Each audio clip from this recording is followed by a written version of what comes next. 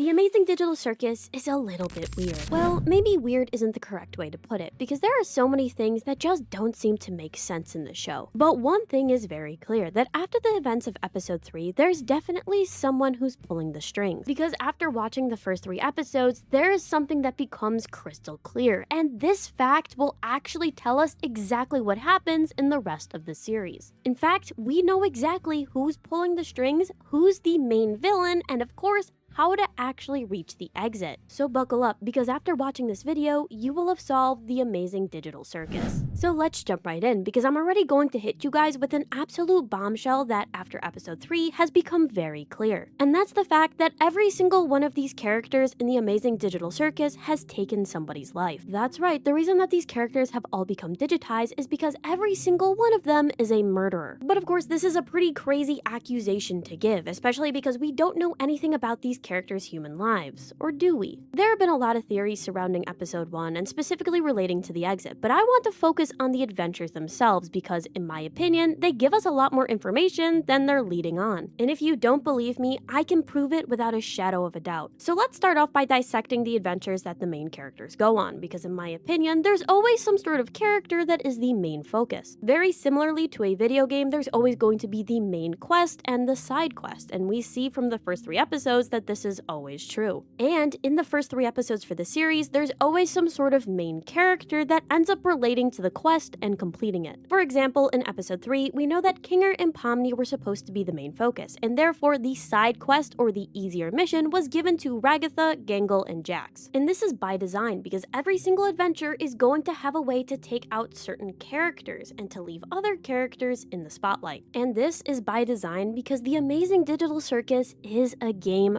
first and foremost. And just like how there are different classes in an RPG, you're going to have to level up your characters in different ways. And I really want you guys to focus in on the fact that this entire thing is a game and that you have to level up in order to escape. And this of course all ties into the actual reason that Kane is putting these characters on these adventures. So let's talk about episode 2, because in my opinion, this actually perfectly mirrors Pomni's life as a human. Very obviously, we see that Pomni goes on the adventure with the rest of the cast, and during this, she ends up forming a relationship with one of the NPCs who gains consciousness. They have a very touching moment in the episode, and we see that Pomni opens up to another person, but unfortunately, when she brings him back to the circus, he's basically eradicated from existence. And obviously, an event like this is going to be traumatizing to Pomni because her new friend was led to his own death because of her. But what if there's actually something deeper to this? And I want you guys to hear me out, because what if Pomni had actually did something similar in her human life? Because here's the thing, in episode 1, we know that Pomni is a character that doesn't really care about what's happening to others, she cares more about what's happening to herself. And honestly, it's pretty interesting that the main character of a series doesn't want to help other people right away, and instead is very selfish and isolated. And I think this is perfectly encapsulated with the fact that when Ragatha reaches out for help, Pomni completely leaves her alone and ends up running away. For all Pomni knew in this instance, she left somebody else to die. And I always found this pretty interesting, because although Pomni can't remember her name, we know that they do have memories of being human, which would mean that this behavior is actually something that Pomni would do in her human life. But there has to be a reason for this, right? There would have had to been something in her human life that caused Pomni to act the way that she does. There would have had to been something traumatic that maybe she did to somebody else, which of course leads into episode 2. And in my opinion, the main adventure was actually Pomni working her way into the glitched area. Because when you think about it, when Pomni went to the off-limits area in episode 1, Kane, when he found out, freaked and immediately took her out of that area. But the glitched area that Pomni and Gummigoo find themselves in episode 2, that area Kane had no issue with, and in fact, it was actually the answer to the problem that they were trying to solve. Meaning that the adventure in episode 2 was specifically supposed to focus on Pomni, and we see that she gets the majority of the screen time in the episode. Meaning that I'm making the claim that what happened in episode 2 is exactly what happened in Pomni's real life. When Pomni was human, she probably isolated herself a lot, and because of that, she didn't have too many friends. But eventually, she did end up making a friend, but unfortunately led that friend to his demise. And unfortunately, this is exactly what happened with Gummigoo. And just like in the circus, she blamed herself for what happened to that person, basically saying that she got him killed. This would not only perfectly explain Pomni's attitude, but also explain why these events are so traumatizing for her. And if you guys don't believe me, that's fine, because there's even more evidence when we look to episode 3. 3. Because obviously, episode 3 focuses on Kinger, a character who, in the amazing digital circus himself, has already lost his wife. And later in the video, I'm going to talk more about abstraction, but for right now, all we need to know is that Kinger did have a wife who became abstracted for some reason. And because of this, he ends up going crazy. So now, let's take into account what actually happens in the Haunted Mansion. For starters, we know that there was a man who ended up seeing a monster and became completely obsessed with it. He ended up dedicating his entire life to try to take out this monster, and in the process became completely crazed. And because of his deteriorating mental state, he ended up taking out the people that he loved. The man then fortified himself in a basement in the dark and waited for this monster to finally attack him, and eventually he met his end. Now, in episode 3, we know that there's something very interesting about this monster, and that's the fact that it's technically an angel. And also, we know that the guy's wife who ended up being murdered doesn't really blame her husband for what happened, because although he technically did cause her death, it wasn't on purpose. Now, in the episode, we do get information of what actually happened to Kinger's wife, who I'm going to dub as Queenie. And obviously, as the episode says, Queenie ends up abstracting and Kinger can't do anything to save her. But before she's taken down to the basement, never to be seen again, we know that Kinger is able to calm her down and hold her one last time. And very obviously, there's supposed to be a big parallel between what happened to Kinger and Queenie and what happened to the main character in the story and his wife. And because of that, I'm going to say that Kinger most likely was the reason that Queenie abstracted. In the story of the Haunted Mansion, we know that the husband's entire plan was to bring people down to the basement in order to have them kill the angel so that they're taken down to hell so he can take over their body and escape. Now, of course, there's a very obvious parallel to the cellar where the abstracted souls go down and the basement where you can get dragged down to hell. But I'm going to talk about that a little bit later in the video, and instead I want to talk about the cycle that continues with the Haunted Mansion because it perfectly encapsulates what happened to Kinger. So let's say that my theory is correct, and what's happening in these adventures are supposed to be parallels to what happened in the person's human life. For Kinger, this obsession was most likely related to his job, because even in the episode, he says he has about 7 years of education with computer science, which honestly is pretty interesting given the fact that we know that there's some sort of machine that can transport you to the amazing digital circus, but I digress. In the Haunted Mansion story, the man claims that he had a hobby of hunting monsters to the point where it became an obsession, and the final monster that he hunted was actually the thing that eventually led to his downfall. And I would assume that this would be a perfect parallel to what happened in Kinger's life. Perhaps Kinger in his job was doing the exact same thing, hunting monsters, but digitally. For example, he was working to help crack down on cyber crimes, and these monsters were the criminals he was helping put behind bars. And as the story follows, the last monster he tried to take out never really went down, and because of this, Kinger became paranoid. And in fact, Kinger became so paranoid that he ended up taking out the one that he loved by mistake, thinking that it was the criminal. And eventually, he ended up finding himself inside the digital circus, where of course he had a wife, but unfortunately lost her again. Which would mean that the Haunted Mansion is the third time that he is reliving this exact same nightmare. Because every character in the digital circus will relive the worst portions of their life through these adventures. Because just like in the Haunted Mansion, these characters are in a hell of their own making. Until of course, they're able to level up and beat the game. Now, at the end of episode 3, Kinger and Pomni do find a way to escape their hell, quote unquote. Underneath the basement of the mansion, there was an area where you could walk up the stairs and eventually get back to the land of the living. Now listen, on a first watch, I would assume that many people would just glance over this, but when you're really thinking about this, and especially because they bring up abstraction in this episode, doesn't this seem a little familiar? Because in episode 1, we know that people who are abstracted end up going into the cellar and are completely locked off.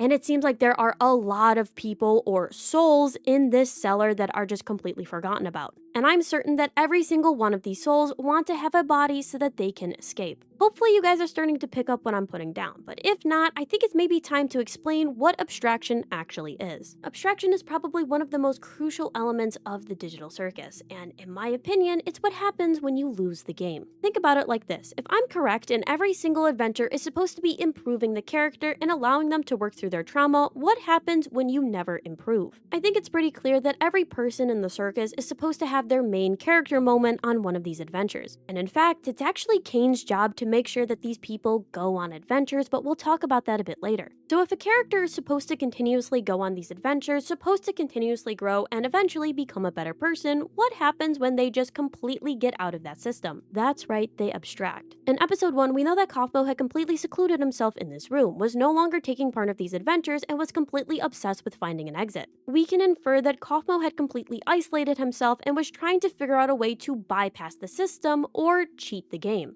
So, what happens when you cheat the game? What happens when you try to go from start to finish without going through the adventure that the game developers have made for you? Well, you get kicked out of the game. And that is what abstraction is. Just like in a regular video game, if you're trying to bypass certain levels or you're trying to find glitches, you're going to eventually glitch your game out. And that's what happens in the circus. If you end up cheating or trying to bypass certain levels, you get abstracted and you end up being put in the cellar and you're no longer allowed to play the game. Which is why, in my opinion, Kane is trying so hard to get these people to go on these adventures. During the conversation of Kane and Zubul, we know that Kane is trying his best to try to force Zubul to go on these adventures. Of course, Zubul says that the reason they don't want to go is because they hate themselves, and Kane, although he could fix what's going on right here and now, can't. And to me, that's pretty interesting because no matter how many times Zubul says that they don't like their body and they want to look different, Kane cannot help them. Because in my opinion, the only way that Kane is going to be able to help Zubul is if Zubul goes on one of the adventures and becomes the main character. They're gonna have to have their main character spotlight and realize that their appearance doesn't really matter. And when you think about it, if Kane's only directive is to make adventures for these characters to go on in order to have them level up or grow, then a character who is bypassing the system and constantly not going on adventures would be a no-no. And in this conversation, Kane is heavily focused on making these adventures and not very focused on the actual psychological thing that's going on with Zubul. But in my opinion, Kane knows exactly what's going on with Zubul, but he can't help them unless they go on an adventure. Because like I said before, every single person deserves to be here. And if Zubul continues to not participate in these adventures, there is a chance that they end up abstracting.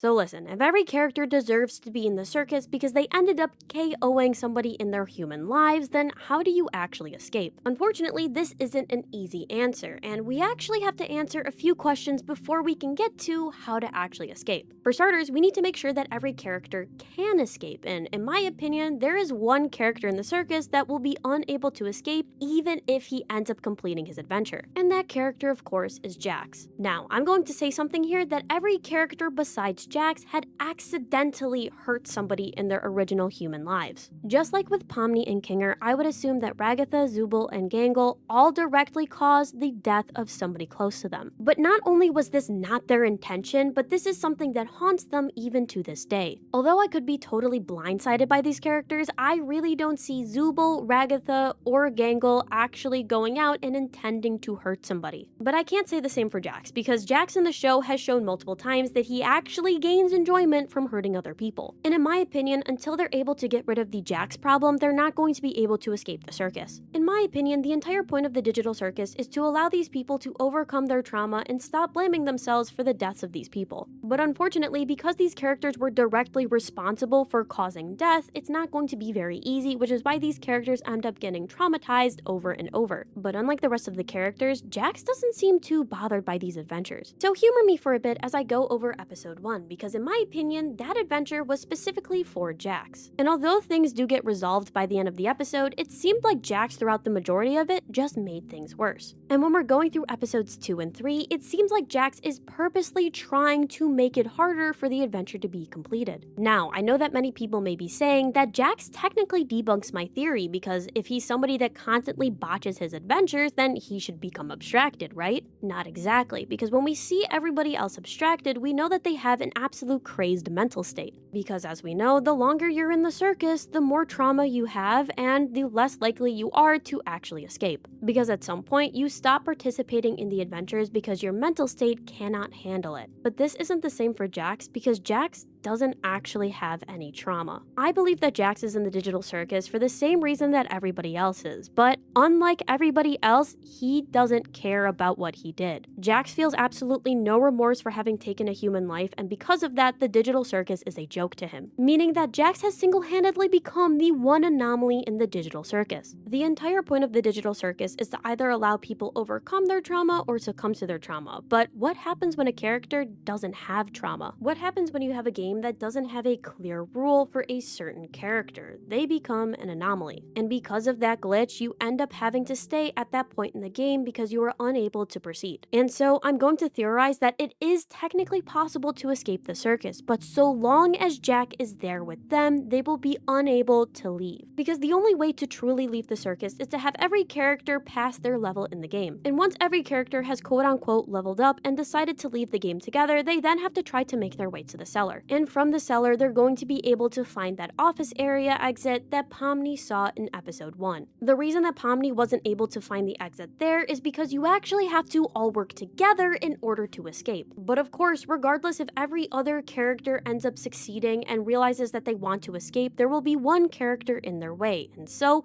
until Jax ends up abstracting, the characters will be unable to leave the digital circus. But of course, that's just a theory, so let me know your guys' thoughts about it down below in the comments. Did you love it? Did you hate it? Am I completely off the mark? I'd love to hear your opinions. And if you guys enjoyed this video, make sure that you leave a like and comment. It really does help with the algorithm. And if you like my channel and want to see more content about cartoons, make sure that you subscribe. But of course, that's all I have for today, so until next time, Tanuki Crew. Peace, peace!